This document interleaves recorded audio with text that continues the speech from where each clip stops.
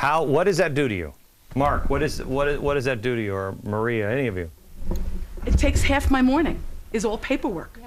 Yeah. I wait for the mail. It turns us into unpaid employees of a government. That's It right. what? It turns us into unpaid employees of a government. What do you do for a living?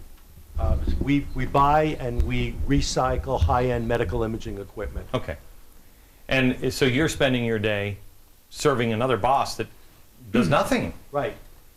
And it's a boss who often will not even be sensitive to what you're trying to accomplish. Right. And sometimes hostile to it. Mark.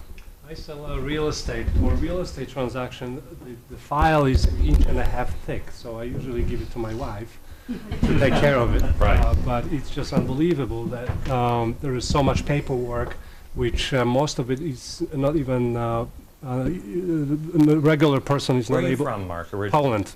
You're from Poland. I Have you escaped the seen- communism. Yeah. Have you seen this road before?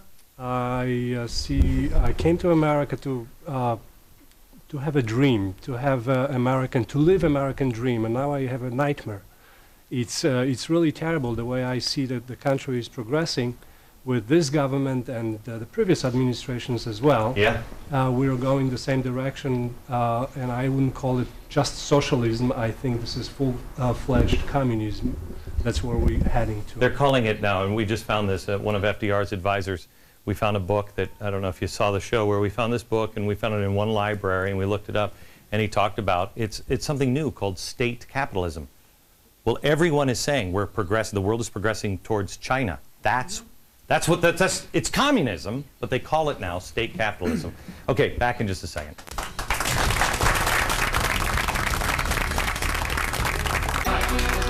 We're with small business owners, entrepreneurs, and Michael, you said something in the break.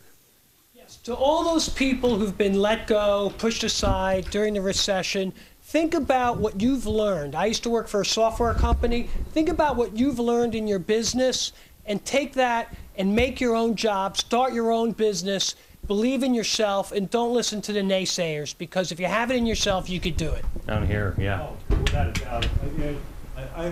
I lost my job back in the middle 80s because I wasn't happy with the ethics of my boss, unfortunately, and it was all about the work. We'd made signs, and we loved the artistry of it. And so now here I was without a job. It was right before Christmas. I was always one paycheck away from poverty, and I started learning how to work in the streets and how to sell accounts and basically work out of payphones, and I developed a business. There is no good time to start a business, you know, similar to what the person said. Take what you have and roll with it. There's never a perfect time, so just do it and be fearless. Kara, you and Andy have started your own business. What is it again? We're both in production. He's a Okay. re-recording mixer, and I'm in production.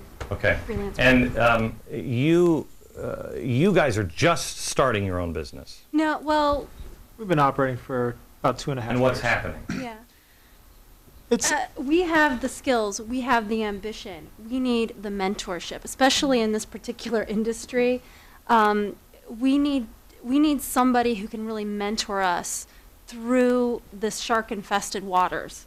And you know, we look at each other quite often. We go, this just does not make sense, because we are educated and we do know how to, you know, do this. And we keep hitting walls for some reason. So can anybody speak to mentorship and how to find that? It takes a team. You've got to ask. You've got to hunt somebody down who can make a difference in your life and chase them down and let them help you mentor. I'll help you. I'll help you. Ask for the help. And the Girlfriend Network is far-reaching. I have to tell you, I am, as a business person, I'm hungry to find people like that. Because you can find people who will barely work everywhere. I'm hungry. And let me make a prediction. There are going to be times now, God works in amazing ways. And he never, because I don't think he trusts humans, he never really tells everybody the whole story. He's just like, why don't you go stand over there with that box? And you're like, what? That's a stupid. Go stand over there by the box. If you actually listen to him, you'll pick up the box and stand there, and before you know, something else will happen. I think people are going to start coming out of the woodwork. People are going to, you look for people who are standing with the box, and you're like, oh my gosh, that box. Follow that and pursue it, because they won't know why they're standing with the box, but God is doing amazing things. I really believe he is not. You've got to ask. You've got to Yeah. You got to stand up and ask the question. My mentor has been amazing to me, so I absolutely turn around and mentor to other women. There's, I want to tell you about a guy, John Huntsman Sr. This is the guy who invented the egg carton. I was just with him last week. I know, you had the same thing. I'm like, what did they do with that egg cartons? I know, it's one of those things you're like, oh yeah, they always had egg cartons.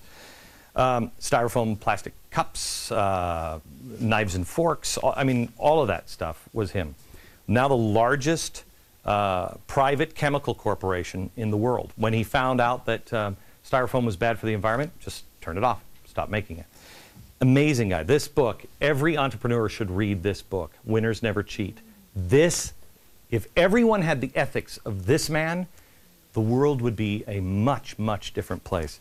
But I was just in his offices last week, and the products, a lot of them were killing your child, I'm sure, because he makes a lot of soap. But the products that he is responsible for and he makes is incredible. And I got down to the end of this hallway, and there were all these gold records on the wall. Now, he's a chemical guy. And I said, John, what are the gold records for? And they were all from the 60s. And he said, you remember K-Tel? And I said, yeah. And he said, it was kind of my idea. And I said, what do you mean? He said, well, before there was K-Tel, I needed money to be able to have the money to create the egg idea. And so I thought, well, I'd like a compilation album of all the hits from the 50s and early 60s, and maybe Christmas. And he sold, like, I don't even know how many millions of records. He came up with that idea to fund his big idea.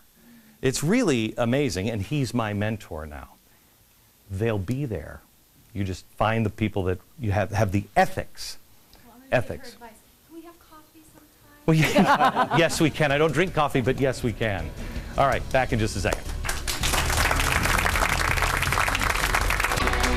The secret to saving our country is not going to come from Washington. It's going to come from people just like you, people who have a dream and want to pursue it and are just not going to take it. They're just not going to let their country go down the drain. They can find a better way. Don. As you said during the warm-up, as business owners, we act as the hub, and our employees are the spokes that make the wheel go around. What we have to recognize as a society and a culture is that we should be interlocking wheels, and that is take a little bit of our expertise that we've learned from being in business for ourselves and look at ways to project that to other people who may or may not have the same business idea, but they face many of the same problems. Would you guys say that people are starting to lock arms a little bit? I mean, people are, yeah, people are, they're starting to, can you comment on that? Well, I just think that, the circumstances of what we're living in right now has pushed people to finally express themselves and also to help each other. Yeah. There was a little saying years ago that if you looked for a penny every single day, you would actually find one. If you kept your eyes open, and you spoke about, I need a mentor. If your antennae are out and keep them out, and you just ride the river of that, honestly, it will come to you. I'm telling you, people are beacons. As you think, so shall it be. You are a beacon. And you just have to, A, dismiss, correct me if I'm wrong, dismiss all coincidence. There is no coincidence. There's not a coincidence that we're here, and a coincidence that we're all here together. And there's always something. You're a beacon. Like-minded people just kind of attract. Right, and forums and roundtables are happening all over the country. Once we may have been competitors, now we're aligning for one common cause. We will survive and we will succeed for ourselves, our families, and our communities. This is like a happy show. This never happens on this show. This is happy. Back in a minute.